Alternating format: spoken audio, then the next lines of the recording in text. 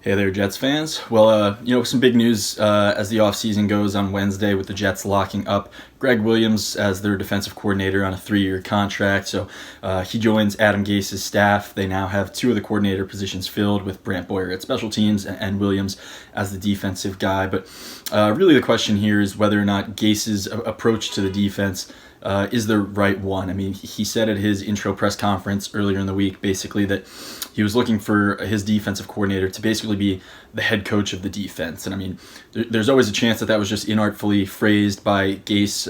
He seemed a little uncomfortable at the press conference. Maybe this isn't what he meant, but obviously, if you kind of read between the lines on that phrase, the thinking would be that, it seems like Gase, based on that quote, is planning to be kind of hands off on the defense and kind of let Williams handle things on his own, kind of control that side of the ball while Gase focuses most of his attention on the offense. And obviously, I mean, that's not a new or novel approach. It's happened around the league before. It happens, but the question is whether it's the right move for the Jets. I mean, obviously, Gase is going to spend the majority of his time on the offensive side of the ball. He's an offensive-minded guy. He was brought in large part to help develop Sam Darnold. So, of course, most of his focus is going to be on that side of the ball, but you have to wonder if him being hands-off with the defense is the right call, especially with Williams being such a strong personality. I mean, Williams obviously has the talent. He seems to have the ability, based on his track record, to handle things just fine on the defense. I mean, he just was an interim head coach, so running a defense shouldn't be a big issue. But what happens when things don't go right for the Jets? If the defense goes through a lull for a while, if the offense goes through a lull for a while the other side of the ball is still working well, does the fact that you effectively have an offensive head coach and a defensive head coach lead to some friction on the staff?